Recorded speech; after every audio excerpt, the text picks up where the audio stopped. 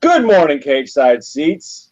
It's your host, Sean Reuter, here with Geno Morosco, continuing my trend of the worst introductions of all time. Just terrible. It is, I know. I was going for like Anchorman with that one. I don't know. Good morning, Cageside Seats. Hey, classy Cageside. Almost game show host-ish. Yes, I want to be Guy Smiley. Come on down. Hey, everybody. Dr. Geno and Sean about wrestling. About wrestling. Gabbing about grappling. Gabbing about grappling. That's pre-Sean catchphrase. That was Sergio. That was the That was the off-the-chain Cageside live. This is slightly more. This is the restrained. I can't imagine. This is we've gotten too big for. How many viewers did you guys used to get for that? Like whoever was in the comments, that was it? Like 80 people? I mean, it would, I think we did a WrestleMania show that did like a couple thousand. There you go. It's not bad. Which was like, hey, this actually isn't that bad. But yeah, there weren't many. But it was one of those gimmicks like, I guess it was like TNA in a sense that, not the product or the way it was run, although maybe but we had like a very small audience, but the audience that was left was fiercely loyal. So it was like if you're still a TNA fan at this point and you're willing to admit that, you are as loyal as it gets. I feel bad. I just know what's going on just because I keep up. I don't know what. It's just a sick fascination, and I like to read Decker's stuff. So that's the only reason. I know. I don't blame you either. I mean, there are times where I'm like, oh, it's not even fun to watch as a train wreck anymore. It's just sad. Yeah, and Decker's a piece of shit, so I don't read any of his work. Come on, he's not as bad as Ortman. Right. Now people are gonna think that Decker's like made up, and no, he's real and Ortman's real, and they're both kind of douches. But I like this idea. Like Decker all right. I like this idea that we just run down our staff on the regular on here, because just like, well, fuck those guys. Maybe should have had Bill Handstock do the Raw review. That's my segue into talking about Raw, because. What a weird show. It was. Did you feel like that too? Because like that's what I put on Twitter. That was my first reaction. That was weird, and I did. It's not that I didn't like it. It was just, I don't know. It was like disjointed, and there was really good stuff that went on. There was really bad stuff that went on. Sometimes in the same segment. Yeah, that was. Yeah, it was. Yeah. Yeah, that was my whole thing. Was like I couldn't ever. There was no point in the night where I was sure if I liked something or if I hated it. Yeah. Or if, you know what I mean? It was like, it's just like, okay, well, this is bad, but maybe not. I think I might have enjoyed that. No, I didn't. And so that's kind of a problem too. I mean, it's not a good thing that your viewer doesn't know how to feel watching your program. And that's a problem too, that you don't know who to root for. Mm-hmm. And that was a theme throughout the show. Yeah. That you're never quite clear on who the hell you're supposed to be cheering for. So I want to start talking about Seth Rollins and Kane. And so I want to know the creative meeting that took place, because they're like, all right, we're getting fucking blasted by Monday Night Football. Our ratings are in the shitter. It's been super underrated word, by the way, shitter. That's outstanding. That's true. Yeah, we need to bring shitter back. Shitter, yeah. But the ratings are in the shitter. And see, I can't help but laugh every time. Your ratings are fucked. And you need something. You need a boost. And their idea was this show. The show was, hey, our ratings are bad. We need to get them back. What do we do? Well, let's take the WWE World Heavyweight Champion. Yeah. Put him in a program with Kane. And let's hint throughout the show that Kane wants to murder him. This 1 week after dragging him to the depths of hell. And I couldn't even keep the story straight. Because, like, I think what it is, I don't think you were alone. I think what it is that Kane is a demon psycho, but he's just really good at covering it up. And so he fooled poor Ashley from HR. And then Rollins, so she gives the eval and then turns it on Rollins, who is everything she said he was. You know, he's a narcissist and a paranoid idiot. Yeah, he's a delusional asshole, which is absolutely true. But we know that Kane is fooling Ashley from HR. We know that he is those things. And I guess Rollins drops his title. Kane goes to pick it up, and I guess the idea was he was just going to pick it up and hand it back to him, which doesn't make any sense in any world anywhere. And Rollins decided to give him the pedigree, which took like 15 minutes because Rollins is fucking short as shit, and Kane's actually a grown man. And then he does the stretcher job, and he comes back. I don't know where they keep finding these ambulances that just turn red and smoke fucking starts spilling out of them. But yeah, I guess he transforms into the demon. He gets out of the ambulance, and he's still got the limp. And then I guess as though this is how do you quickly explain something away plot device like Dark Knight shit where Christian Bale put the gimmick on his knee and suddenly he could kick through walls. He just stomps his foot and his leg is perfectly healed. So I guess now he also has the powers that you would think come from being a demon from hell. And he's fine, and he comes out, and they fight. And he gets the better of it, and he holds up the title.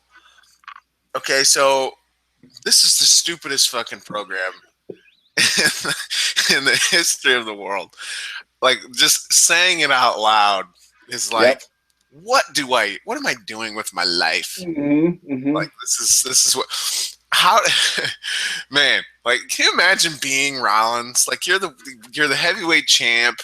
You've accomplished your dreams, right? Like, you should be on top of the world. And then someone asks what you do for like, what's going on with your story right now? And then he has to explain that. Like, I don't want to talk about it. Like, imagine having your dream job and you say, I don't want to talk about it. But who are you supposed to cheer? I guess Kane is a demon babyface now? The psycho demon from hell. Who lied and fooled poor Ashley from HR, who was the true babyface here. Or the narcissistic, paranoid, delusional asshole champion. Like, what? Why? Who? I don't know. You're supposed to have a dog in the fight, and I don't care who wins. They both should just disappear. I mean, I think one thing that we saw from sort of the crowd reaction once they got woken up from the coma they were put in by the 15 minutes of Seth setting up pedigree and everything else. Is that people do want to see Rollins get beat, I think. I mean, I think the crowd was behind Kane.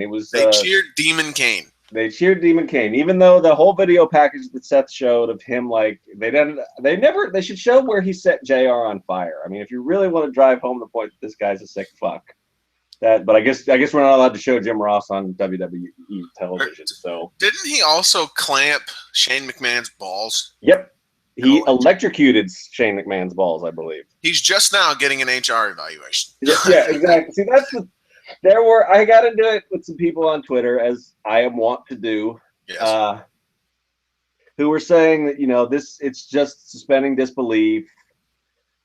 It's like, this is the kind of stuff that we praise Lucha Underground for. Why don't we give WWE the same credit? Oh, that's not fair. It's because they changed, like, you can't do the Demon from Hell story 2 seconds after you pretend to have a corporate bureaucratic evaluation. It's like, this is what I was talking about when I was saying that they were all over the place. It's like, I liked a couple of parts of this, but for a 20-minute segment, it was way too long, and it was confusing. Like you said, they asked me to suspend disbelief like 3 different kinds of ways, and then I don't know who I'm supposed to root for. and I don't know. I mean, you can't Well, do that. You can't have demon hellfire powers curing a broken ankle 2 seconds after a successful HR evaluation. I don't know. It's too weird. I'm all for suspending disbelief, but the problem too is like there are a lot of and that's different too because Lucha Underground has established its own reality and it sticks to that reality, right? So the goofy, crazy, over the top stuff you're willing to suspend your disbelief for. We've talked about this before. It's why the Fast and Furious movies are complete dog shit because they're so earnest, right, in everything they do, and yet they're doing dumb shit like they're fucking parachuting cars out of planes. Like the car itself has a parachute, and then dude gets up and jumps out of. He jumps out of one car into another car in midair, lands in the fucking, lands safely. He doesn't have the parachute, the car does. Lands safely into the other car, starts driving in the fucking air, and somehow this works for the physics. So, like a lot of dumb shit like that. And then it goes off a cliff, and he jumps from the car to somewhere else, and then they skid under a truck that's doing flip. Like, at some point you go from, and again, they play this earnest. So it's at some point you go from the rules of the fucking real world do not apply to this show, but they're acting like they do. And it's so ridiculous. You can't buy it. Like there's no actual consequences for things. And that's the thing too. Like you said, if it's true that, he can just like you have to, something in a story, and this is a reason it would be incredibly difficult to do this job. I'm certainly not, we bash the end product, but, try not to bash the people who are doing it. It's tough, but absolutely bash the end result. No different than if you write something that I think is dog shit or I disagree with, I can disagree with what you wrote without, Sean's a piece of shit. Time too, right, yeah. There's implications to everything that happens in a story, just like there's implications to everything that you do in your day-to-day life. Like, take this shit and then, you go to your life or whatever. Like, if you call your girlfriend a name, she might not be your girlfriend anymore. Or she's going to be mad at you for a little while, right? There's too much stuff in WWE storylines where something happens and there's just no reaction to it. There's just no seeming fallout from it. Here's a good example. This whole feud. Because Ashley from HR comes in, and now they do the evaluation. This is all on camera. They do this evaluation. They ran, so Ashley from HR is incredibly incompetent now, right? So, and you go, okay, this is stupid. You suspend your disbelief. No, if you want me to go into your world, I'll get into your world. But now in your world, does this not matter? They just basically showed that the WWE Human Resources Department is just the most incompetent human resources department in history. They nailed the Rollins eval, way off on the Kane stuff. So far off, it's like it's an unsafe. We have to investigate if it's an unsafe work environment. First of all, it's a wrestling company. Yeah, it's unsafe. I think that's the fucking point, everybody. And that's kind of how silly is that? The problem too is WWE has killed the art of just even wrestling itself to such a degree that you have to, you can't apply logic to it. That's a frustrating thing for any logical thinking person, right? Like if I see something and it's green, it's green. Don't convince me it's blue. And that's kind of what WWE tries to do. Well, you've got to. The problem, what WWE tries to do is they show you green and they tell you it's blue, and then a month later they show you green again and they tell you it's red. It's like it's even worse than just. I mean, when was Triple H? When did they strike on Triple H for an unsafe work environment? Was that like 3 years ago now? That was like 2011 or 2012 maybe. I mean, we've done this before and then we disregard it.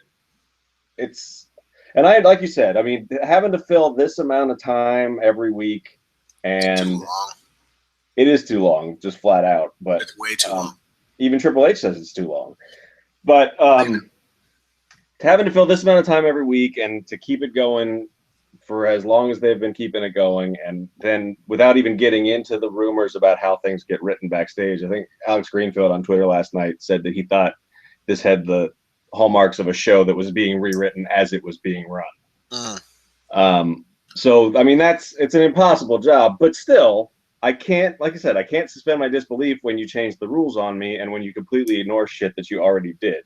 Yeah, I mean, where was HR? I mean, you can just, there's no point in running it down. Where was HR last week? That's why you don't ever introduce it. Yeah. This is why you never introduce instant replay, which they've done a couple of times now. Yep. Because you're not going to use it all the time. So you can't pretend for one sketch. I mean, you can. Obviously, they did, and I'm still going to watch. So whatever. I'm just going to bitch about it on the internet. And it was entertaining. I mean, it was, Kane's really good in that goofy, delusional role. Yeah. It's the same stuff. He's a really good comedic actor. It's the same awesome stuff that was great as anger management. Yeah. Again, we're attacking the story itself. Like the performers are all really good. Kane's been great. Yeah. It's just he needs a haircut though. I don't know what was. No, he doesn't. It adds to it so much that he's just this dude is crazy. It's so good, dude. Like, and Kane's performances have been outstanding, and Rollins is always really good at just being. Like Rollins is so. Here's a compliment I'll give Rollins. He's really good at this because I feel like it's just him. Now I just think that's who he is. Like if I ever saw him on the street, I would just assume that he would act the way he does on WWE TV. Like that's pretty good when you think about it. Yeah. I probably wouldn't even say anything to him. He lives down the road from me. Like he's in the Quad Cities, just like I am. He's from here, and I guess he lives somewhere in Davenport, which I'm probably 5 minutes from Davenport. And so like it's entirely possible one day I'll run into him. His school is in Moline, the Black and the Brave, and Moline's the city that I'm in. Please don't come try to murder me, you crazy fuck. Or do, actually, for you keyboard troll fucks. You can come see me and we'll work it out. But step it up, keyboard warriors. Yeah, or shut the fuck up with the shit. But yeah, if I saw him, I probably wouldn't even say anything to him. I probably wouldn't want to. So he must be doing something right as a heel, because I just like fuck this guy. Like I kind of hate your guts. But no, yeah, and they just they it's like again, I had to go Cornette with it, but they've done so much that they can't do anything because none of it then makes sense. Yeah, you can't just now 15 years later bring in HR after, and they made fun of themselves like in the anger management skits, talking about all the various things Kane has done throughout his career, and like, how does he still have a job? Right. Well, the way you avoid this is you don't ever introduce something that calls that into question. You just recognize, and that's a good thing that Lucha does, Lucha Underground. Yeah, this is a wacky, wild world where we can do all these things and it's acceptable. We don't have to worry about, like, you know what I mean, introducing someone who's going to act like this isn't okay and this company needs to be run a certain way and this doesn't fall into line with what he's doing. Well, and it's like, well, not only is he a crazy fucking psycho who's trying to drag people to hell, including the WWE champion, he's the dude who runs the show. He's the director of operations. And Stephanie McMahon and Triple H just look like idiots for allowing this to happen. And maybe that'd be fine if they were heels, but I think they might be baby faces in this 10-minute time span. So, you know what I mean? It's just, none of it works for, like, when you look at it, it's one of those things, if you spend, you can watch it and be kind of entertained. Like I said, by the end of it, I was just like, this is so ridiculous. This is so bad, it might be good. It's so ridiculously stupid. I might have actually liked it. It's campy, it's dumb, whatever. But then if you spend even a minute thinking about it, you realize how bad it is. Like, this is really bad. You can't, like you said, you can't explain it to somebody. I mean, like, I can't go to, my other job and say, here's this great thing I watched last night and try to explain it, or they'll have HR, they'll call HR on me. Yeah. So it's, I don't know, like I said, I mean, the performances are good, and I think that's why I ended up enjoying this segment, because I liked parts of it, and they went with it. It was too long, but that's a Seth Rollins problem all the time. I guess it's not a Seth Rollins problem. It's a problem with the way they present Seth Rollins. They get heat on him by having him annoy you to death. Yeah, I mean, I don't. And the other part of this too, I'm okay. I'm even okay with not really knowing who to root for. I mean, that's sort of, they need to do a better job of their post faces and heels thing, but whatever. I can figure out who I like and decide to cheer for that person or whatever. Or right, that's the problem in this. But I don't think for a second that Kane's going to beat him. No, But that's so the problem. There's no suspense. There's no like competitive. There's no. I guess suspense is the word there. I mean, I have no doubt of where this is going. But even absent faces and heels, don't you feel like there's just no one you want to win? Yeah, I don't. Yeah, That's the problem. I'm tired of the. I'm tired. Bill says that Ashley from HR is the actual head of WWE Human Resources, the actress, which I don't know. That might actually Really? Yeah, that's what he's in Slack saying. That That'd might be actually make it the hilarious. greatest thing ever. That'd be hilarious. I love Ashley from HR. She's a babyface in this. Why can't she win the title? She scares me, but that's just because I've actually dealt with HR people. I don't even know what I was saying. Bill blew my mind with that. It's winning. Who do you don't? Oh care? Yeah, I don't really want to see Rollins' reign continue. Not really. I mean, not unless they change something about him. I have no interest in a Kane WWE title reign in 2015. I don't know who I want to be champ at this point. Sheamus to cash in and just end this madness. I don't really want a Sheamus run. I don't either, but I don't know. It's weird. Like, what are we wanting? Okay, so real quick before we transition, it's also you got to consider not every part of the show is for you. True. I don't mean you specifically. I mean you generally. Right. Yeah. I was thinking about this. So I've got a lady friend living here with me and a 2-year-old kiddo. And I was thinking, she's at work while the show's on, whatever. He's in bed. I'm watching the show, I'm working, and I'm going, man, the kiddo would love this. He would be all about it. He'd think this is the greatest thing in the world. But if the lady friend walks in and she sees this, she'll go, what the fuck are you watching? What are you doing? Like, this is, like, turn it. Football's on. What the fuck? So it's like, it made me realize, or I guess, and sometimes it's easy to forget this because we're all so selfish as people, and that's just human nature to go, how does this affect me? Why are they not giving me what I want? Well, it's not, they have to do that for a very large group of people, who you are at 5 years old, 10, 15, 20, 25, 30, up to how old you are, 60. Yep. I mean, you're so different and you like different things so much, and they have 3 hours to cater to as many of those people as possible. So, so stuff like this is like, it's annoying, and it's because of how bad it can be, and the story kind of sucks. And like, I know the reaction, I can already tell the response. Well, you can do that and still have good stories. I mean, like, who's the animated company that constantly puts out shit that kids love, but adults are also blown away by? They do like Cars and shit. Yeah, Pixar. Yeah, Pixar. There you go. Or DreamWorks, or all those. Yeah. I think whatever their names are. A lot of the good animation is tailored for kids, but it has enough in there that right. The Toy Story series is a great example. Toy Story. The parents don't want to kill themselves when they're at the theater for 2 hours. Yeah, it's so good. The Toy Story trilogy is outstanding, and the kids love it and the parents can love it too, so you can have both, and I agree with that, which is why we can sit here and we'll criticize it, and that's it's what we do, whatever, we'll talk about it. But at the same time, we do have to at some point recognize, hey, you know what, maybe this program is just not for me. I'm never going to really like it that much, but I'm not the one they're trying to make like it in a way. Then again, I am the one who's going to be paying the money. Like, cable bill's in my name. You know what I mean? Like, that's if we order the damn pay-per-view, it's going to be because of me. And it's, kiddo's, like I said, the kiddo would loved it. Kiddo was in bed. So, I don't know. I mean, who's what? Yeah.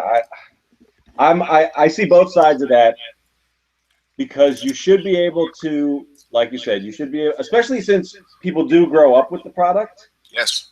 You should be able to create something that, while it might not be like what I'm into right now, like it might not be my jam, I should be able to look at it and like have a nostalgic reaction and go, oh, that's kind of cute. I remember when I dug that shit. But again, it took them 20 years to make three Toy Story movies, and WWE has to fill that amount of television every week. So they can't put that kind of craft into a week of Raw and SmackDown where they make sure that, where they can finesse everything and make sure that, is this appealing to nostalgia, or who's this aimed at? I don't even think they know that. They just throw a bunch of shit out there and they figure some of it'll stick. 3 hours is so long, dude. Like, here's a good example of what happens, or 3 hours being too long. So we used to do shows when we did these. We were talking about Sergio earlier. Mm-hmm. I think we went for 3 hours once because we just like talking to each other, and it was an opportunity to talk, right? Right. So we would talk wrestling, and then we would just keep going until we stopped. And you can imagine what would happen. We would start by talking about wrestling, Mm-hmm. and by the end of it, we're talking about our sex lives, or we're talking about, a presidential election, or we're talking about, you know what I mean? Literally anything. Right. And again, the people who are there for it are like, these are cool guys, and it's just like we're hanging out and chatting. It's part of the appeal of a podcast is you get to. It's not just that we're talking, stick to wrestling kind of thing. You get to know the people, right? Yeah. Yeah. People listening to this are here because they like Sean, or they like Geno, or they like what we, think about the product or whatever. But at the same time, so it gives you leeway to be able to do that. But the point is we go for 3 hours, and we go from wrestling talk and, maybe a good segment or two where we were entertaining talking about it. And it devolves all the way into, iRod C had a supercut of all the crazy ass shit that we used to say. And I'm going to have to find it. I think he still has it, and we'll play it because it's just really ridiculous stuff. And so Raw's trying to fill 3 hours of time. We couldn't fill 3 hours of podcast time without it devolving into bullshit. They Right. can't fill 3 hours of time, even with the roster they have. And the way they delegate that time just pisses you off, too, because you get things like they did a Rusev versus Kevin Owens match, which is just like, man, there's so much awesome in that idea that it's super disappointing when Ryback's on commentary. Even that's good because he's a wacky guy. Mm-hmm. That's a good thing. And then it just very quickly devolves into a DQ, and then Rusev and Owens are helping each other. And then for some reason, Dolph Ziggler comes out and saves Ryback. I know he's got an issue with Rusev. Why is he saving Ryback? He was like super into, hey, are you okay? Helping him get up. And I was like, what the fuck are they going to, they're going to do a tag. And it just ended. Mm-hmm. And I was like, well, what? You've got 3 hours and this is what you do with like super talented performers? And instead we're forced to deal with 58 segments with Kane making references to a fucking 30-year-old movie? Mm-hmm. That's frustrating. Yeah. It's, it's... Didn't you say that was a Mania main event? Yeah. I mean, in my fantasy booking, yeah. I was going to say, you're full of shit if you think that's ever going to happen. It won't, but it's I can dream. Leave me alone. You ship it? I mean, it was bigger than, I don't know. I mean, it shouldn't be a throwaway segment that is then thrown away. I mean, yeah, it was never followed up on. You shouldn't have throwaway segments in a show this long. No. And you shouldn't have, I mean, nothing should, I mean, yes, it's very challenging, but like I said, I mean, I've been over this, and this is not a unique, like Sean thought. A lot of people say this. They should have like some sort of book, like this is what this character is, and here's what he would do in different situations, and then you avoid some of this contradictory stuff because at least the performer and the writers have an understanding of here's where this guy's coming from or girl's coming from, which we'll get to that. And here's why they're behaving this way. There's what their goals are. And then, it's just basics of like writing fiction. Here's a question that WWE doesn't seem to adhere to, or they can't because of the dynamics of their writer's room or whatever. Here's a question. I don't know if this is the case or not, but maybe you do. Movies. They talk all the time about we don't make wrestling, we make movies. Yep. Right. Aren't there in movies, and again, I don't know. I watch movies, but I don't know anything about anything that goes on into making movies. Maybe you know this. Don't they hire someone whose only fucking job is to maintain continuity? I mean, so yeah, that's I thought that certainly in the franchises, like the Marvel Cinematic Universe and things like that. Yeah, there's probably more than one person whose job it is to just make sure this makes sense. Yep. And if it doesn't, they change it. I could have sworn I saw that somewhere, or someone told me this. I don't know if it's true or not, but it makes sense to me that why wouldn't you hire someone? We know, you know what? I don't know why we're doing this, because we know the answer. It's because someone did go to Vince and say, hey, we need to wrap up this anonymous Raw general manager thing. We've got some ideas. And he goes, no, just explain it away in a backstage segment. Yep. And that's what, you know what I mean? And I think, maybe it was they did reveal Hornswoggle, and then later on when they used it again, which that's something this company did, everybody. Yeah. They did a whole storyline for an anonymous Raw GM. That went on for a year. Revealed that GM, so it was no longer anonymous, and then brought that anonymous Raw GM back like a year later. Yep. And how do we explain this? And it's, Vince will just go, well, I don't care. Just a backstage, just whatever.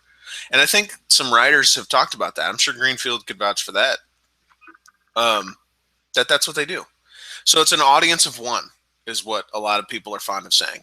They're not writing for, the writers are, you create a sort of cult of personality when you do that, where it's like, we don't have to please the viewers at home. We have to please Vince. Mm-hmm. We have to pitch an idea that we know Vince would go for, while also, of course, in their mind, they're going, well, I want the best product possible. And everyone wants that. Vince Nobody wants that to too. Create crap, right? Yeah, but it's just his idea of it. He's in a bubble. Well, that's the thing. I mean, that's what I was going to say. Is one thing is, whether or not a movie has people whose job is just to double check continuity and stuff. Most movies will go through that's why if you watch, very few movies only have one screenwriter listed, because they've gone through edits and they've been reworked and things like that, which that WWE doesn't do. The only person that's doing that is Vince, and like I said, and apparently it's on the fly half the time. And that's amazing. No way to run a railroad. No, how amazing is that? And the other thing is that Vince likes to say we make movies, right? But isn't it? Vince is notorious for not watching movies. He doesn't do anything but work on his company and this product. Yeah. He has no frame of reference. He says we make movies, but he's never seen Scarface. That's why he thought Razor Ramon was the greatest idea ever, because he didn't know what the fuck Scott Hall was talking about. It's pretty amazing to think that the company is run, and the dude is the be all end all by someone who probably doesn't know anything about pop culture. Yep. That's not a bad thing necessarily in some ways, right? Because it means we don't have to deal with, too many selfie sticks, but as we still do. Yeah, and it's kind of great when we only have one of them. In the hip promotion. I don't know. Yeah, so they play to him, and then they get him on board with it, but and he's older, and just again his experience in life. I don't know. It leads to, you got to think he's a campy guy. Well, I mean, yeah, he likes. I mean, to him the most hilarious thing is when somebody can puke on demand, right? I mean, that's he's gonna puke. He's gonna puke. I mean, he's or whatever. From the Austin podcast, the anecdotes about how he thinks it's the funniest thing in the world is to surprise people by pushing them into a pool. That's an actual story that he was proud to tell. I agree with that. That is hilarious. That's good stuff, dude. If there's a pool, Sean, if me and you are hanging out and there's a pool nearby, you're probably going into it. All right, I can get that's fine. I'll buy that. And then someone will be like, "Well, geez, Cageside, I just feel like Sean's scared to make way, or scared, he might piss someone off, he might get fired." And I'll be like, "Well, don't piss anybody off." Exactly. So yeah, the Rollins Kane stuff's terrible, and it's hard for them to write things and maintain any sense of continuity. And then the Kane character's hard to write for at this point anyway, because again, there's so much that's happened. And he's the same character over such a long span that there's only so many things you can do with him where you haven't already done it before. And then, they do a thing where sometimes they're like, we do want to reference an older story, but then you have to ignore like 4 other stories. Right. And they could even do that if they established. Again, excuse me, the problem is they don't establish the reality. They mix so much. Yep. It's like a variety show, but it's one of the reasons I don't like the Paige promo. And let's talk about the Divas stuff now. Okay.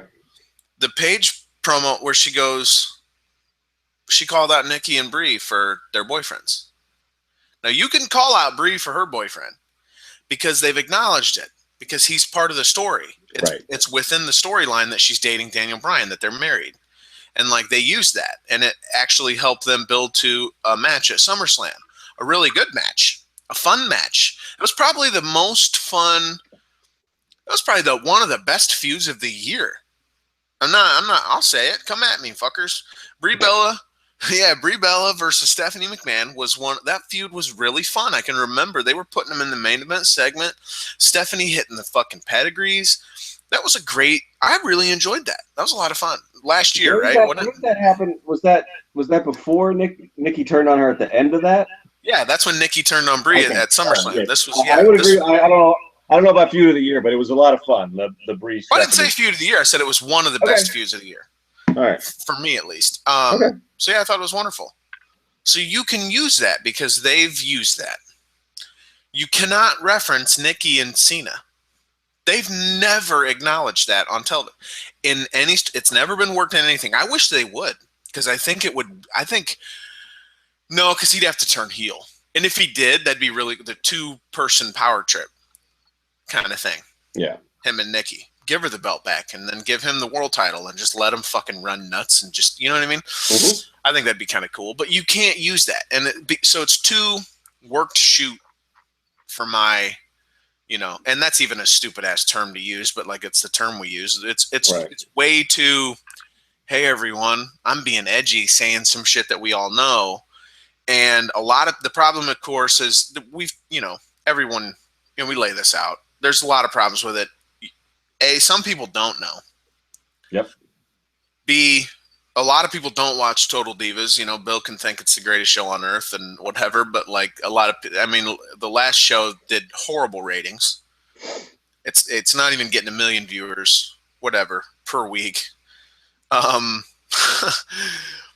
just can't use that because not enough people know it, and then even if the people who do know it are just going to get pissed at you because it's not a part of the story. Well, here's the reason. It's with the Kane Seth stuff. The reason you can't use it is because you don't intend to use it in her next story. You don't intend to use it next week. So don't bring it up now and then ask us to forget about it. I mean, they don't know what they want us to know. You're inviting the shit that people do now. Like and I think that's what they're trying to do. But if you're also, that's the other thing. What's the point of it? If you're having Paige use a lot of the stuff that people are already using against Nikki, which is, and she's coming out and saying dumb shit like Cena doesn't have any pull. It's funny. She actually said that, ladies and gentlemen. She said, it's funny. We talk about this. He doesn't have any pull. It's funny because people think he does, and we talk about it, and he doesn't.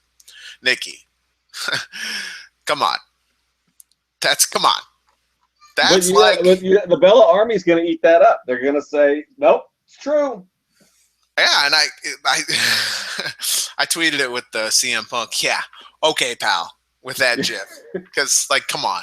He doesn't have pull. Like, get out of here. Like, the most important guy on the roster. Mm-hmm.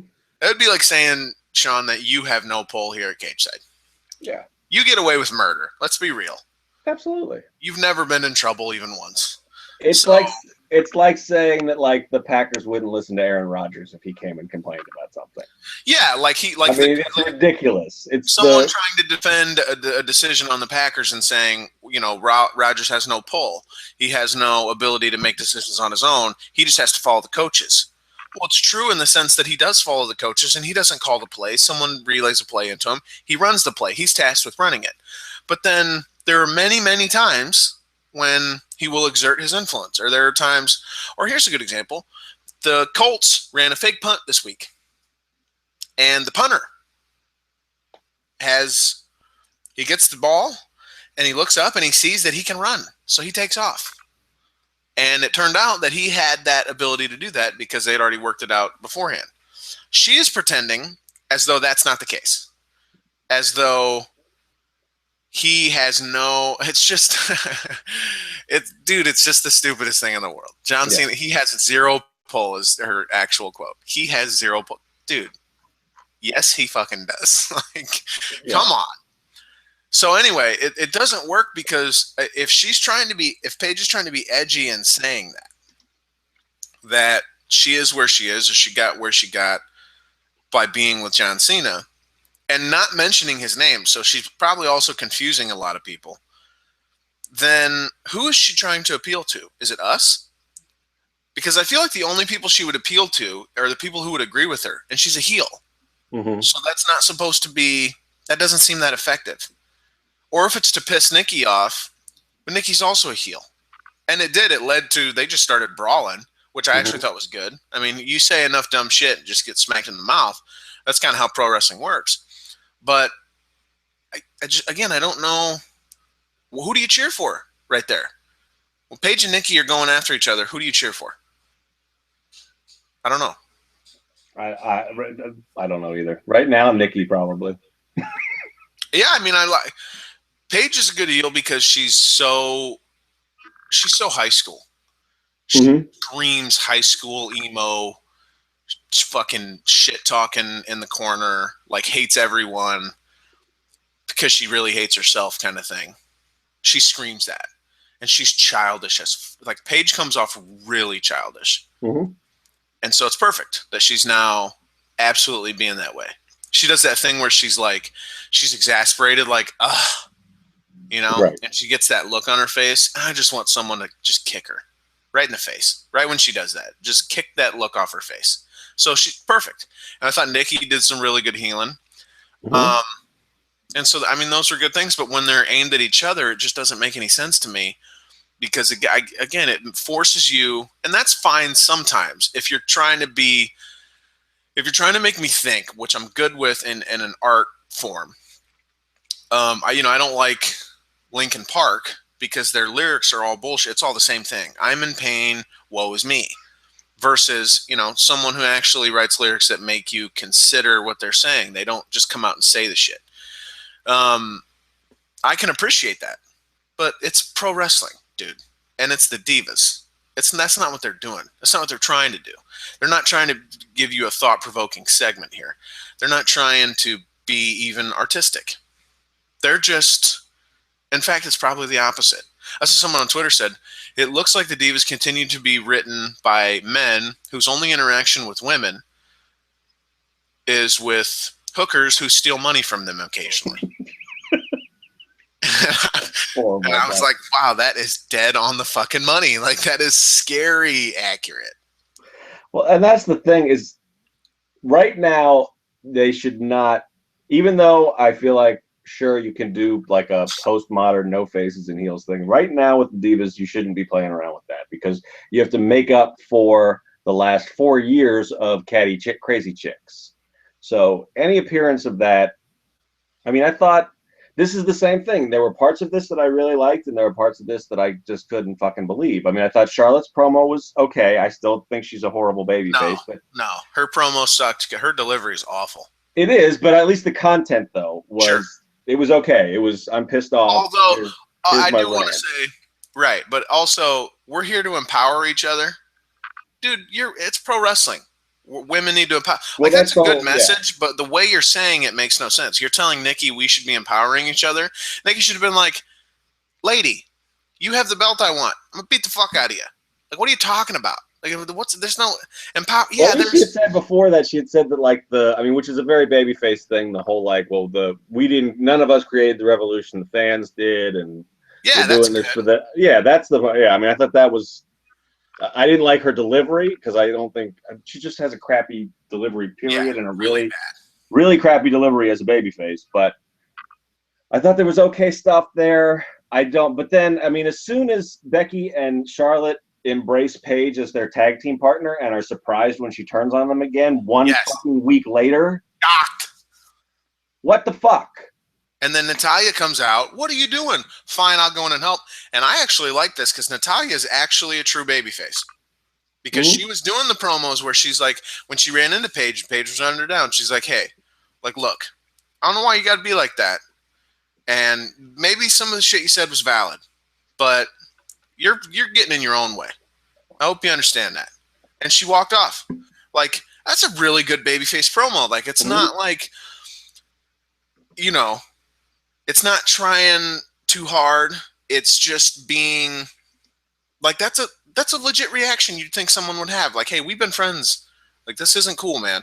Why are you talking shit? Like, you're fucking yourself up here. And Paige, like, and like that should make Paige consider her position and then still come down and be shitty. And then that would then translate, and then you'd hate Paige for it, and you'd like Natalya even more because Natalya's making the right decisions. Right. And they don't think like this. They don't think like that.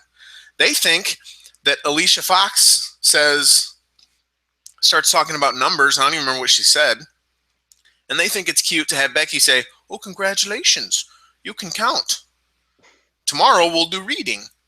And that's not a good babyface act. I mean, if you can't pull that off, like there are very few people who could. The Rock was really good at that. Yeah. Again, that's The Rock. And also it was a different time. And The Rock's bullshit doesn't fly much anymore either. I don't like it, at least. I always use shit on it and people get all pissed at me, including you. Mm-hmm. That's why I'd use shitty pictures of him where it spits off his mouth and he's got dirt face. So poor Rocky. Poor Rock. Oh, poor huge fucking the biggest deal in wrestling history. Oh, poor Rock. Mm-hmm. So yeah, and I just, and then we're supposed to empower each other. I wish Nikki would have came back with, what do you want to fucking sit around and hold hands? Like, this is pro wrestling. Come on. We don't need to empower each other. We need to compete. And that's another reason why we talk about these stories. Stop acknowledging shit outside of your story. Yep.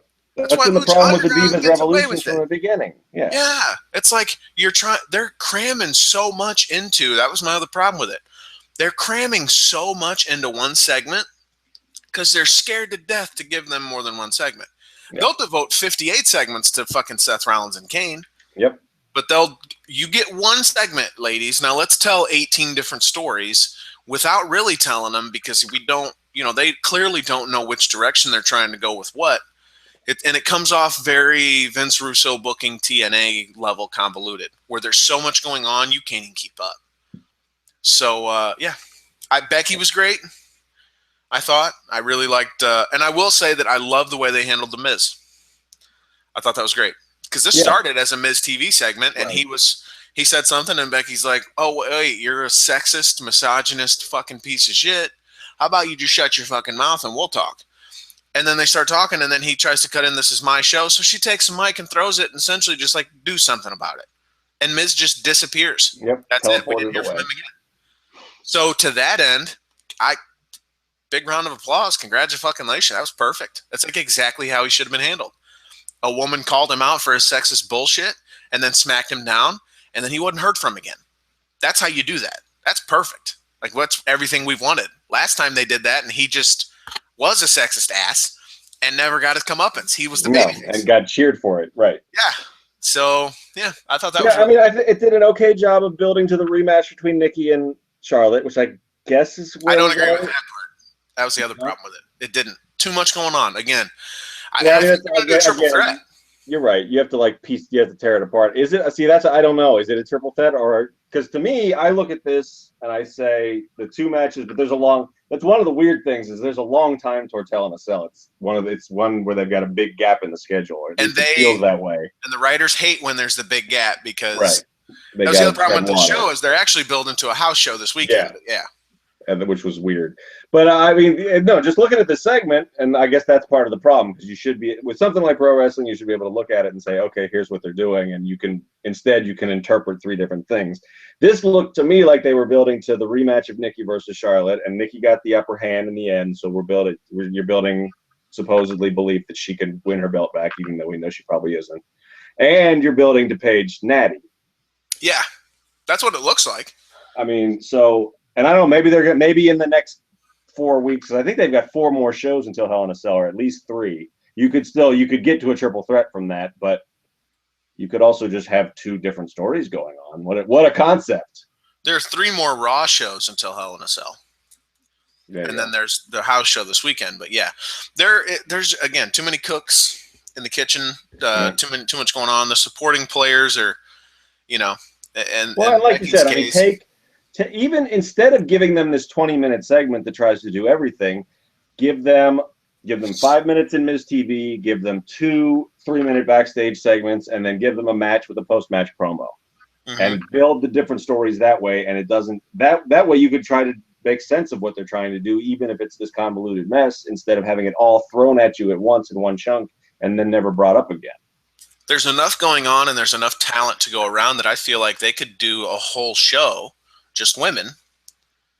And well, maybe not a whole show, but they could do it the opposite. The majority of the show is the women, and then the short shift is the men. And I think it'd probably be a better show. I mean, anything that they could do to focus would be better, but yeah, because there's just a lot that they're trying to do. Although if they did that, I can't imagine how that would turn out. Yeah, I mean, I would rather they should be able to figure out a way to get everybody their time. And I mean, give them 2 fucking segments. Come on. Yeah, I mean, there's a million ways you could do this if it wasn't the fucking Vince McMahon micromanagement show. I mean, you could assign different divisions or wrestlers to different writers and let them just shepherd it through. I think that's the way a lot of soap operas, I think, but I think even shows like Arrow or ongoing shows like that, if they've got a bunch of different plots, there's different writers that are in charge of those plots. And if you're going to do an episode where one subplot becomes the main plot for a while, then the people who are in charge of that write that episode. And if it's not, then they shift to the back of the writer's room and they just work on the scenes where that storyline gets advanced. And they have 20 writers at WWE, so you'd think this would. Same thing. Too many cooks. Yeah, and as long as it all has to go through one guy, and he's willing to rewrite it before somebody goes out there, stand in gorilla and change the script. What can you do? Yeah. Speaking of Nikki Bella's boyfriend, that's a terrible segment because we weren't speaking about him for the past 10 minutes, but yeah, the return of the U.S. title open challenge, and I caught some more heat from some more dorks on Twitter because I said I was not a fan of the bastardization of the U.S. title open challenge, and I stand by this because what got that over initially was that it was basically everything you don't want or you don't expect from WWE and everything we want from WWE, which is really good wrestler who matters with a title that matters, wrestling challengers who will give him a good match over something, again, the title that matters, that they're making matter by doing the match, and clean finishes. And it's just wrestling for wrestling's sake, basically. I have a title. This title means something. Anyone who wants it, take your shot. I'm too good. You're not going to beat me, but you can have a chance at it. And then that happens. I mean, that's everything we want, and you'd think, right? I mean, everyone loved it because of that. And so here's the big return. When he won the title back, we were all excited. They actually managed to make even Smarks cheer for a Cena win because it meant, oh, yay, the U.S. title open challenge is back. So it returns on this show. And Heath Slater, poor Heath, doesn't get to answer the call because they played the wrong music. I'm going to maintain that's what it is. And I hope that becomes the new Will Brodus Clay debut this week thing. Will Heath Slater finally get the challenge for the U.S. title? Although he can't win it when he does. I hope everyone understands that. He's still Heath Slater. Let's be real. And that's John Cena, and that's Heath Slater. Right. The guy from Wendy's needs to calm down. And then the New Day come out. And you think, wow, like one of the only good things about the show in 2015, John Cena in the U.S. title open challenge, against basically the only other good thing about this show in 2015, the New Day. How good is this? This is going to be great. And then it turns out to be Xavier Woods. And then the match is really sloppy. They were really off. Cena was. I'm tired of hearing him call spots, and hearing him talk to his opponent in the ring. I get why it happens and things happen, but it's way too much now. But they're missing on their moves, and it doesn't have any of the heat that these matches usually have. It didn't seem like, I mean, Buffalo was kind of a shitty crowd, but it just wasn't there. And then towards the end, Big E and Kofi run out, and it's a DQ. It's everything. It's typical WWE booking for a sacred, right? They made that like a sacred segment where it's like, this is what occurs. They don't use this to advance other shit. They don't use this as a setup to another match. And then here come the Dudleys and impromptu 6-man. Super disappointing. Yeah, I see where you're coming from, but I'm not ready to throw my hands up in the air about it yet because it's only been 2 weeks since he won the title back. I'm not like, oh, to hell with all of it. I'm just saying. I know. I think this. I was sort of hoping that they would. Since I don't know, I got a sense from a few weeks back that they're going to start putting New Day with Cena because that's what you do with the hot act. Mm-hmm. I don't know that that's a good idea, but that's what WWE's been doing for 10 years now. Whoever's hot works with Cena. So I would like to see the three of them, and I think they did. They wanted that belt. I mean, that was that's what they said. So at least they were talking a good game about they wanted the U.S. title and they were going to go get it. I don't know. Woods is not the greatest in-ring worker. No. I've never been going back to TNA or even NXT. He's all right, but he's not great. You see why he's the manager. Right. So I wasn't shocked by that. I was a little bit surprised. I was hoping it would be either Kofi or Big E that were going to be the guy that's going to go in there. I think you could have a really, really good ongoing U.S. title feud with either one of those guys, or maybe both of them at the same time. Dude, Big E Cena is going to be fucking dope. Yeah, exactly. And I think Kofi Cena could be dope. I like the idea of it too. Yeah, like you're saying. I like the idea. How would be? This is the New Day wants that fucking title, so they're going to keep going. They're going to keep. So they can all have one. Yeah. And so I think that's possible. I don't know. The Dudley feud is just not doing anything for me. I mean, the Save the Table stuff is phenomenal, but I don't know. I'm not interested in seeing the Dudleys. The only reason it's working is because of the New Day. Right. And someone on Twitter, I think they might have been talking to us too. They were like, is it just me? Or like, why do we care about the Dudleys at all in 2015? Right. I don't. I really don't. They have no appeal. First of all, they can't work. They've never been great workers, but their whole thing was they could get away with that shit in the Attitude Era because, you do the big spots, you get the tables out, you do all that. And I mean, they can't work. That's probably an unfair thing to say. They know how to wrestle. They know what they're doing. Right, exactly. But, like, they can't work because they get exposed in, like, the new WWE style, too. They're not work rate machines. They're not going to I don't even care about work rate. Like, I know, I'm just saying. But, I mean, they were never big athletes. They were guys who understood psychology and did big spots. And now they're older and they're working with guys that are great athletes. And you have to have the ability to make people care about you. And I don't care. I don't see any reason to care. So I mean, they're banking on them popping the crowd in New York on Saturday, I think. Oh yeah, and that was what this was too. They used the U.S. Title Open Challenge to segue into a 6-man, which itself was just a promotional tool for a title match that's taking place at a live special, which is really just a house show this Saturday night.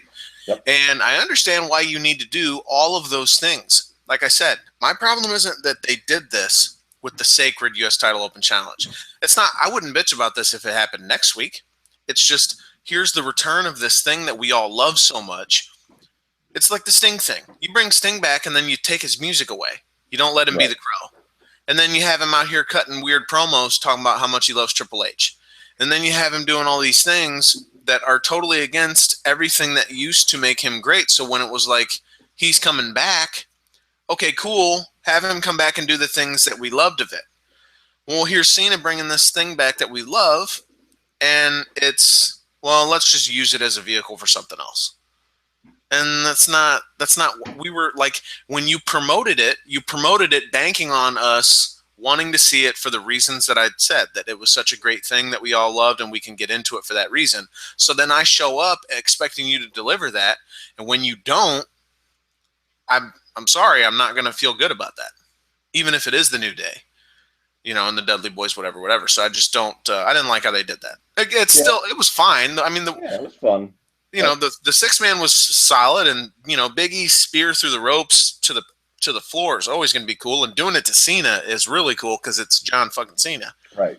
And that was fine. I don't mind the decision making. I understand it even. I just feel like, again, you're hyping a return of something, and then you don't deliver.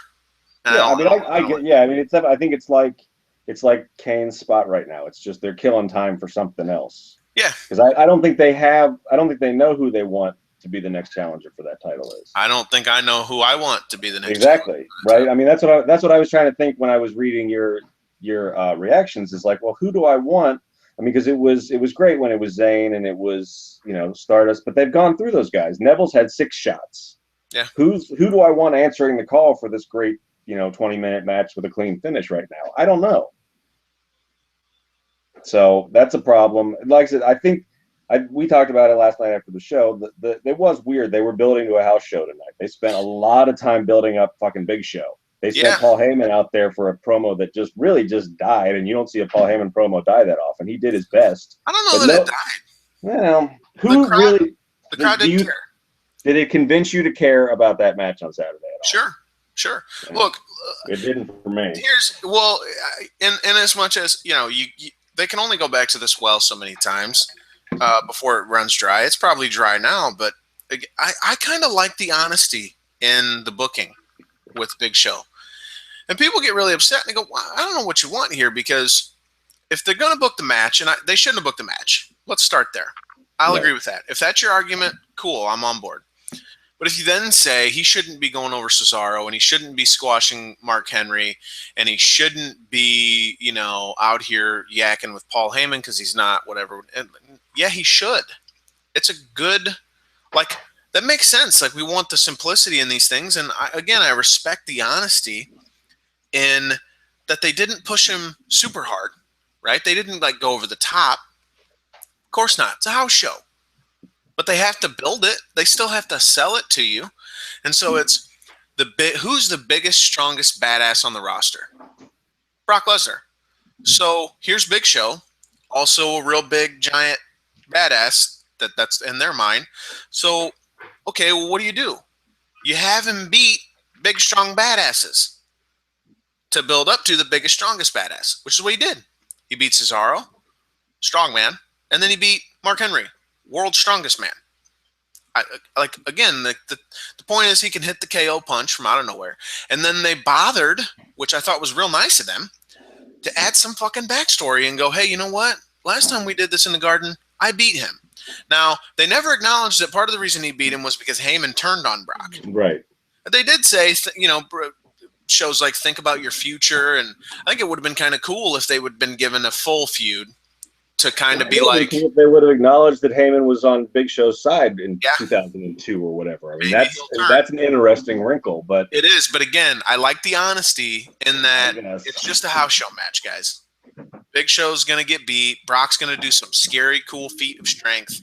And that's the other thing they're leading to. Strongman. And Cesaro did the big feat. And maybe they do another break the ring spot. I don't know. Something like that. Something cool to... Don't roll your eyes. They need to do something. Well, I think they're overestimating. I think, again, Vince thinks Big Show is still a big deal. And I think he's one of the only people. And he doesn't need to be a big deal. It's Brock. Then just run him out there. Just do what you did for Kofi, which was they got one YouTube promo to set it up, and it was just watch Brock kill this guy. And that's the thing. We just seen what was it, the Rumble last year, where Brock's match was essentially a long squash of Big Show. It didn't even have a match. He just beat the fuck out of him. He just beat the piss out of him. Yeah. So why? I mean, that's just say that's what we're gonna get. People love that. That's what we want out of Brock right now, right? We want him to take an axe to a Cadillac. We don't want a match. We don't want competition. See, I don't know. This is one of those weird complaints to me where it's like I would feel like, well, fuck, I can't win for losing because you want me to build things. You want me to make shit make sense. They made this make sense. Big Show's pissed. Big Show is one of the few guys who can fucking actually stand across from Brock Lesnar and not be physically intimidated. At least physically match up. What is so frustrating about this for me, though, in terms of I want them to tell stories, Tell me. Is that they're ignoring the story that features another guy that's interchangeable with Big Show. Because fucking the last time we saw Kane before all this, Lesnar broke his ankle, and Kane doesn't care. Kane's back, and he's worried about Seth Rollins. There's your feud that actually helps you build your Undertaker feud at Hell in a Cell. It's all right there, but instead, they needed Kane for Rollins. All this time setting up Big Show. Yeah, they needed Kane for Rollins. Well, you could do that. Just have Rollins do something. Rollins has a match with Cena on Saturday that we haven't even talked about, that they're going to put on the network and pretend it's for the U.S. title. It's going to be in a cage. They're not building that at all. Build that. That's what you do with Rollins for 2 weeks while Kane feuds with Lesnar. Lesnar kills Kane, setting up, giving Undertaker more fuel for the fire. It's a house show. But it's still. But then why am I getting 45 minutes of it on Raw? It is a house show, but it's not. Wait a minute. Now, they built the New Day Dudley's thing, but they didn't even put it over. Well, but they they spent a lot of time. This is your build. You've announced so far. All we've had setting up Hell in a Cell is a commercial, right? Okay, hang on though. Who's the promotion been built around for this house show at MSG? They're all Brock Lesnar, right? Yes, it's a part of his Go to Hell tour. The one promo image that's been released has been for Brock Lesnar's match, and the only person they spent any time talking about for this show is Brock Lesnar. So they built Brock Lesnar's match. He's the draw. He's the appeal. They did the same thing. And last time, they didn't even fucking name the opponent. Like, they never once let Kofi have anything in that. So why are we spending so much time naming the opponent this time? It's the same draw. Why is that? Okay, here's what's funny. Is last time you didn't like that. Well, they're not even going to acknowledge Kofi. This is stupid. Because I was more interested in a match with Kofi Kingston because it wasn't somebody he's faced 30 times before, and it could have been. I just assumed it was going to be a comedy squash match. So why not do something with that? That doesn't sell, though. Well, but you're telling me that you don't even need to sell it. Well, they had other shit that they could write, but they do need to sell it, and that's what I said. That's why I kind of liked this, because it was, we do need to sell this. And last time that was a whole big, we're going to Tokyo, Beast in the East. Lesnar's going to be there. We're also going to do an NXT title match. They did the title change at that show. Finn Balor won the belt from Kevin Owens. Well, and that's why I think the Dudleys are going to win on Saturday too, but they're not. But right. I'm just saying they had a lot going for that outside of that. This show is essentially, it's Brock Lesnar. Brock Lesnar's it's a match it's a live, you can watch Lesnar. So what do? Well, you build up the match that he's going to have, and you try to make it into, hey, last time we had a match. I would be curious who else is pumped for this match other than you, based on what they did last night. It's not that I'm even pumped for the match. It's just that I enjoyed what they did trying to build to the match. I appreciate the booking there. And there's more that they could have done, sure, but at the same time, again, I feel like this is, if they did this in NXT, you'd have been a fan. Come on, let's be real. This is an NXT type of story where they're just like, big guy against big guy. Big guy proves that he's powerful and big by beating other big guys. Now he's going to go up against the biggest guy. And a guy he's beaten before in this very arena for the fucking title 10 years ago. Or 13, 14 years ago, whatever it was. So now, here we go. Like, let's do it again. And Brock Lesnar's such a big deal. But you're acting like happens in a vacuum where, that NXT wouldn't just have a one-off match when they're built. Like, Finn Balor wouldn't have this huge match that they would build to 2 weeks before he was going to have a match against Owens for the title. It would be part of a longer storyline that would make sense, like I said, with Kane. This is part of a longer storyline. Not one that they visited in the last year and a half. Just because, they did at the Royal Rumble. That was a year and a half ago that match happened. That's fine, but just because you don't like it doesn't mean it doesn't make sense. I'm not saying I don't like it. I'm saying it actually makes sense that Big Show would be. They should have acknowledged that he's still pissed about that. Well, right. That's what I'm saying, though. You're saying this is a good story, and then you're telling me the 16 things they've ignored. That's a good story. That's what you were just bitching about at the start of this show. Right, but I'm saying they pick and choose stuff. But it still holds up without that stuff. The very basic. It's just because they went to basics with it, dude. Like, you like this because you like it, and I don't like it because I don't like it. I don't think either one of us has any sort of sound, logical reason for it. Yeah, I have sound logic. But you're still picking and choosing your arguments. Everything I point out against it, you're like, well, yeah, but. Well, sure, but no, I agree with I agree with a lot of what you're saying. I don't know why I just said that 3 times. I agree just because I'm just that agreeable. Yeah, there's more that they could have done with it, and they should have acknowledged a lot of things that they didn't acknowledge. But I also appreciate the effort that they put into, hey, we're going to bring up that I beat him at this arena for the title. They should have said something about Heyman turning on Brock, and that would have really, I think, added a layer of intrigue to it. Yeah.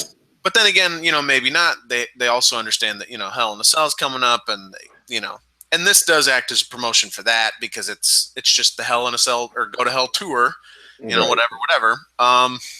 Yeah, I mean, I get what you're saying. I agree. You're making the best of a bad situation. I appreciate what they're trying to do, but I would try to do something else. Basically, I mean, it's like a lot of these things. I would rather they put this effort into something else. Why am I the even head on this one? That's just. I don't feel like I'm. I mean, I'm not hating on it. I didn't say it was worthless. You are hysterical right now. You're right. For me, this is hysterical. Calm down, Sean. I just don't get it. No, I hear you. Yeah, I'll concede that I feel like this is the best of a bad situation. Yeah, I mean I guess that's fine. I mean, yeah, I would change the situation, basically. Yeah, wish they wouldn't have booked the match. I'm not looking forward to the match itself because I just don't think it's. I mean, I think, like I said, I mean, I think what we're gonna get is we're gonna get Brock kicking the shit out of him, and that sells itself. Hoping to see a big move. I guess. I mean, I just hope this main events, but it probably won't because Cena and Rollins are in a steel cage, and that will probably go on last, just so they don't have to do the set change live. So this is probably in the middle of the show again. Maybe they don't even air. I thought they were airing everything. That's the rumor, but I don't. I think it's a 2.5 hour, or is it 2.5? I don't know. I don't know what the fuck the plan is. We'll find out. We're gonna cover it. Is there anything else that happened on Raw that we want to talk about? I don't know. You want to talk about Big Ass McStrongman and Roman and Bray? Big Ass the main event. You want to talk about the main event of last night's show? That was the main event, and you know what? They gave them a lot of time, which surprised me because the last time they did that, it died a death. Yep. Roman and Bray, have traditionally not had very good matches against each other. But I thought they did a really good job with this because at some point, it was during the post-match brawl, I was watching it and I was going, man, these are two guys who should have a long-lasting feud. And it's like two titans of WWE who just knock heads every now and again, and they just have they're two big stars kind of thing. Like I'm trying to think of who would kind of be in the same scenario, but to me, I don't know, maybe it was just me, and I don't even know why, because the crowd was kind of dead and it didn't kind of, but I felt like, man, these are the two big guys. These are the next guys, the big heel and the big baby face, and they're just fucking beating the hell out of each other. And this kind of felt like a big deal to me in some way. They managed to do that by doing the big spots and the brawling, and they just didn't care about the match even, which I don't normally like finishes like that, but if you're going to do it, I think this is the way to do it. And then now you have the big brawl or whatever. I thought the match was much better than what they usually do. They're not reinventing the wheel, certainly, but I like that they didn't have the family come out, and Dean was nowhere to be found, and I really liked Orton's booking in this show, and we'll talk about that in a minute. But yeah, I really love the way they ended it. They did the big spot, Bray through the barricade, and then he's celebrating, and then Reigns just spears him through a table, and they became cuddle buddies briefly. And then they fade to black with both of them laying there dead. Man, that's a great finish. That's a great ending to a show. I really, really like that a lot. I agree. I thought they did a really good job with it. We talked about this on the community podcast that we do after pay-per-views, Cageside Speaks, this weekend. It's like, they've done a really good job with Roman and with Bray, I think. And, coming out of SummerSlam, I don't think anybody was excited for more of this feud, but they've managed to, reinvigorated. Both guys are looking better as a result. It's the kind of thing they very rarely do, have a feud that both guys look stronger as a result of. Yeah, it's interesting, and I think you're right. I think there was an interview that was going around with Bray over the weekend, I think, where he was, again, that was always his line when he was feuding with Ambrose last fall, was that he views this as like this generation's like Hatfields and McCoys, like this, they're always going to be feuding with each other, the remnants of the Shield and the Wyatts. And that they gave it that feel last night. Yeah. And I do. I think it showed, if you watch this match versus whatever that was it like right after WrestleMania where they had that singles match? It was somewhere in the old. I can't remember, but it was shit, yeah. You can just see that. I mean, the spots, like you said, they weren't doing anything like novel with maneuvers or anything like that, but you could just tell that each guy understood the character better. They understood what they were trying to do in the match better. Yeah. It still wasn't the greatest singles match ever. I thought the post-match brawl stuff was a lot more fun than the match itself. Yes, but that's what it should be, though. Yeah, you should have more fun with something like, because they're letting loose. They're really just letting it go at that point where they're just. They tried to have a match and they're so pissed about everything and they're so done with the shit. And Reigns is just, and they set it up really well earlier in the night with Reigns going, "I'm tired of this. I'm gonna fucking end this. Like, I'm done with this shit. Someone needs to put a stop to it. I'm gonna punch him in the mouth. This can be it." I didn't like the little bitch line. Yeah, I don't know why. They just love to say bitch. Edgy. Let's be edgy because USA will let us get away with it, and you know Reigns will call someone a little bitch. And I mean, I don't know. They're again. They didn't need it. It's like you can't. He can't get away with that. You're not a character who can do that. The Rock can get away with that because that's The Rock's character. But like Roman Reigns is not the character to do that with. Yeah, really liked how they set it up. Really liked how they delivered a match that again, it was even better with hindsight because of the post-match brawl. And again, I cannot express enough how well it came across to me, at least, to just have the spear through the table and then they don't talk and then they just fade out. Yep. And everyone's dead. Like we need more finishes like that. And it felt like a big deal, and the crowd was chanting, "This is awesome!" And it was one of the few things they got into on the show. This is one of the few times they made Roman look like a big star. Yep. So this is the feud that feels like it deserves Hell in a Cell. This and Lesnar Taker. Yeah. That they need something to end this. That they can't end it without the stipulation. I like that they're not, though, too. I really like that there are those outside parts and that they went away with it. Like I really like that Reigns kind of baited him into let's just one-on-one, and then even then, it was still, I think it'd be cool, and they've kind of done this so far, and I really would. It'd be cool if they kept going with it. No one ever gets the better of it. Roman versus Dean, or Roman versus Bray. Yeah. Neither of those two. It's just always even like this. One big spot, another big spot. We fade out, and everybody's dead. No one's winning clean. No one's winning. It's just two big fucking I'm trying to think of two big monsters fighting. Like what? Like Godzilla versus like Godzilla and Mothra or whatever. Yeah, something like that, where they just butt heads and it's just an epic battle, and then it only ends everything around them. Yeah, everything else is destroyed, and it only ends because they're both too fatigued to keep fighting, not because somebody won. Like I really like that idea with these two, and I feel like they've done a good job of kind of making it feel that way. Two big titans just fucking hitting heads, and and they're both kind of that way, where Bray's kind of cryptic or whatever, but he's shown he'll get in there and dance, and Roman's like, let's just do this. Fuck this talking, like let's just fight. Like that's what he should be, and that's what they did. I also want to give a nod to the backstage segment earlier in the night, where Dean, it's kind of weird to me that he's playing the voice of reason, certainly, but they're doing the backstage thing. I thought it was one of the best backstage skits they've done in a long time, where he's saying, "Hey dude, like it's probably a bad idea." Yep. Hey, that's nice to point out, because it's like, of course, that's what we're going to say on this show when they don't acknowledge it. So this is a bad idea. Huge Balls McHomer Blaster's son is out there. Luke Harper's out there. Like, he's going to bring him. Like, dude, we've been through this. They're going to come out. And if they do, I'll come, running in there. So it's like, I'm going to be your buddy and tell you, hey, this is a stupid thing you're about to do. And even though you're doing a stupid thing, I will help you out. I'm going to support you. Thought that was great. And then Romy's like, but we got Ortman.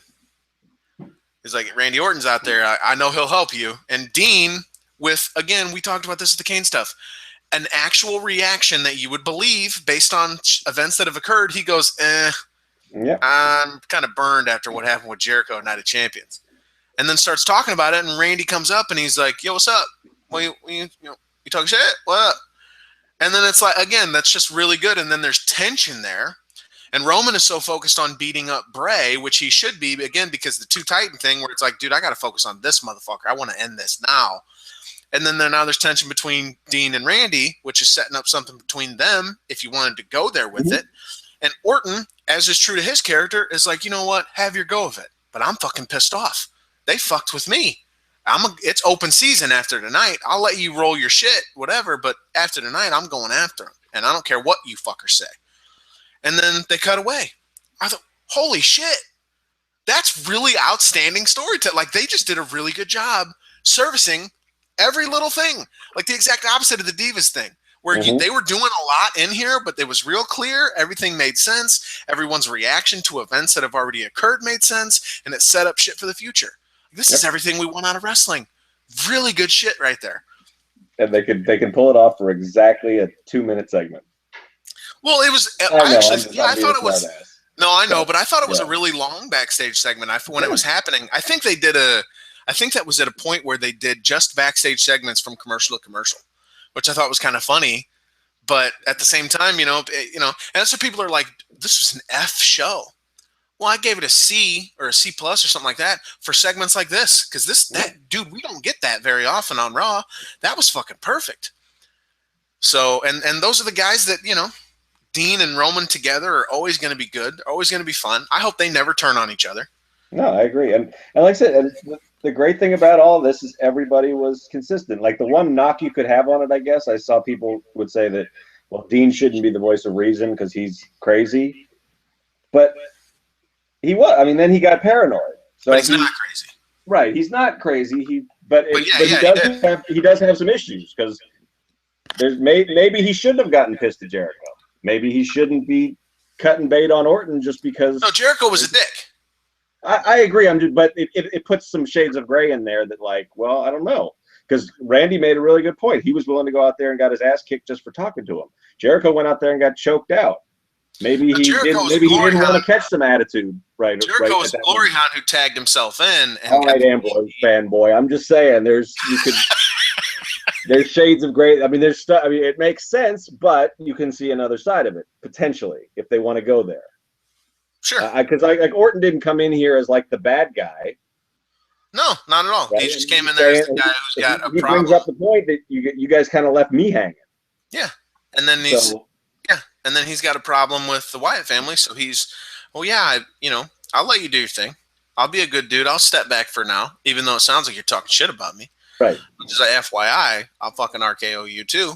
Like that's what we can do this. Like, yeah, this was super, super good. I really liked how they handled all this. And with characters who've been booked pretty poorly. And despite that, it was good shit.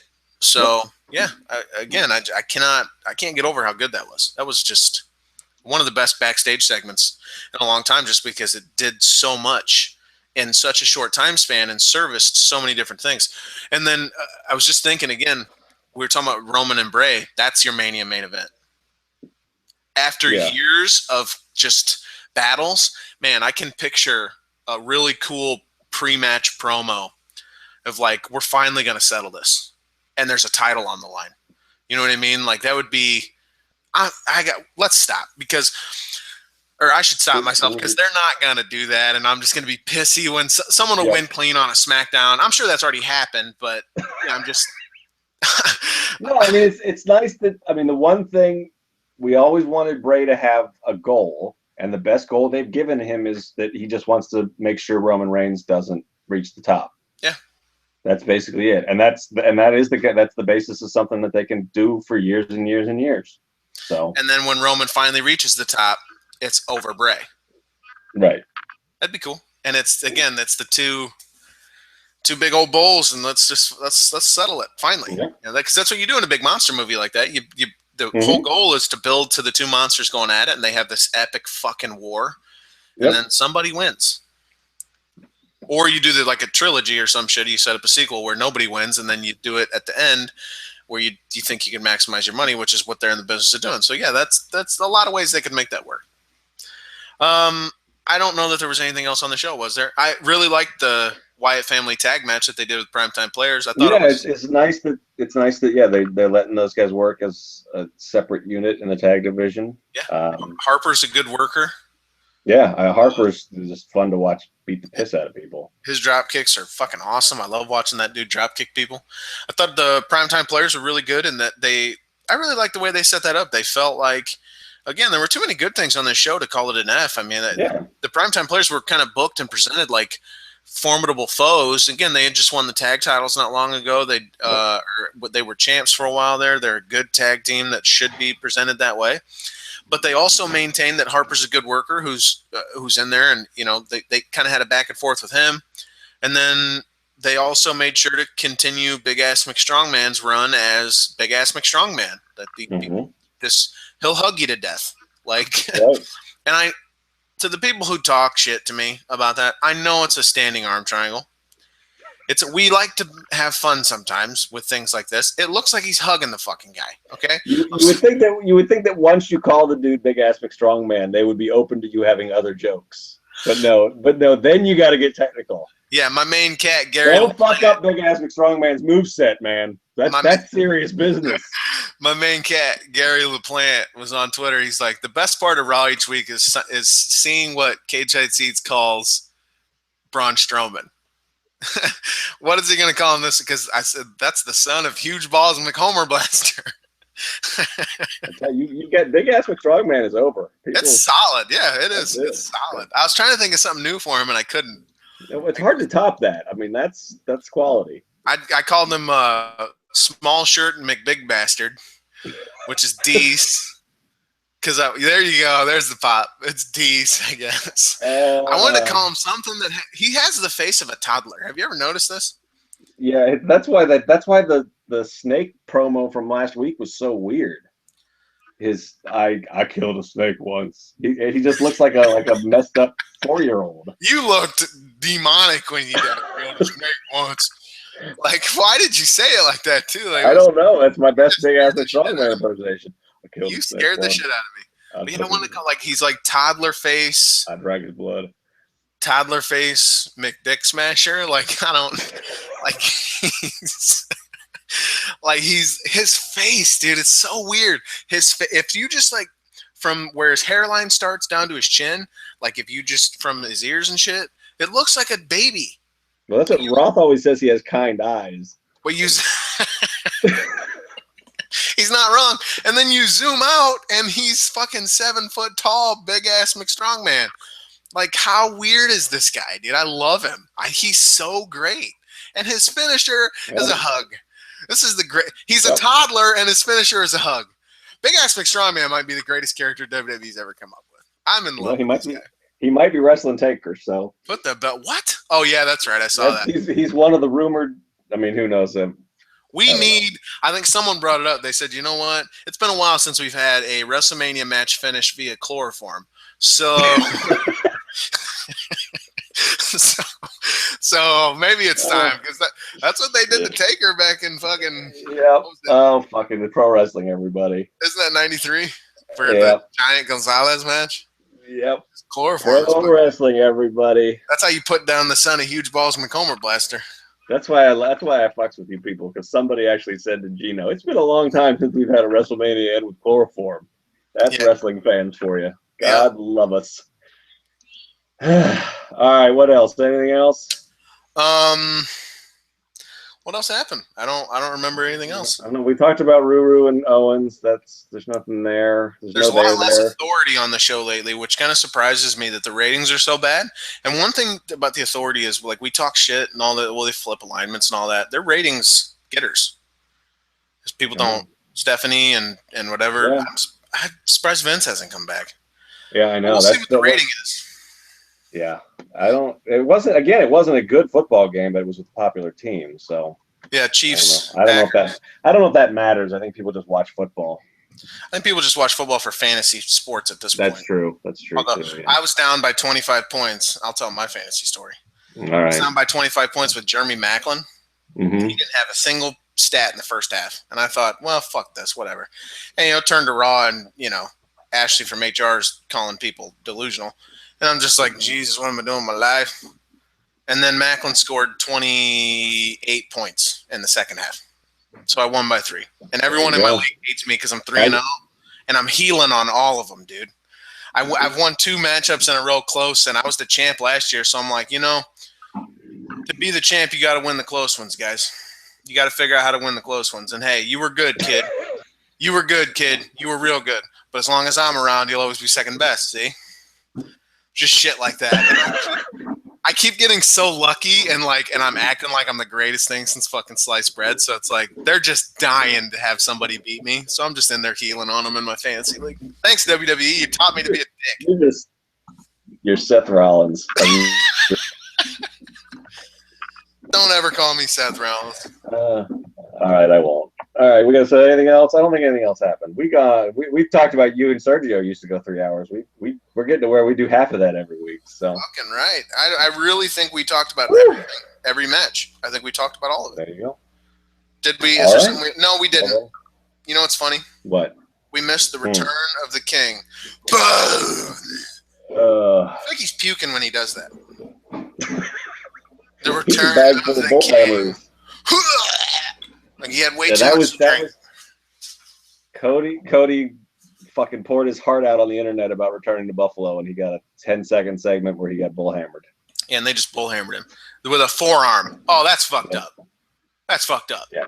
He poured his heart out about the bionic elbow, and they had him fucking selling for porn. Maybe he thought it wasn't fucked up because he's got a really goofy sense of. Yeah. Don't you dare use insider terms to Cody Rhodes, everybody. Like, he's kind of weird about the way he goes about the business, or in my mind at least. But yeah, that's such a petty. Let the fucking dude have something. I mean, yeah. Well, then again, maybe he was okay with it. And plus, I don't know that I could handle that. Yeah, I don't know. I mean, I just wish they would do something. I mean, I don't know. Stardust is another guy that's like just adrift. And Neville, man, they called him up and. Yeah, they gave him a good match against the champ. He pops the crowd with his finisher, and that's it. That's all he's there for. Flippy shit. Flippy shit. Yep. And now King Barrett's back because we didn't have enough guys that they didn't know what to do with. So. Yeah. Fuck. Yeah. I think we've talked about all of it. There we go. Well, that was Cageside Live, everybody. I was gonna say, find a way to hit your catchphrase and get us out of here. So I can last week was really good, so I'm just gonna have to just do it and deal with it.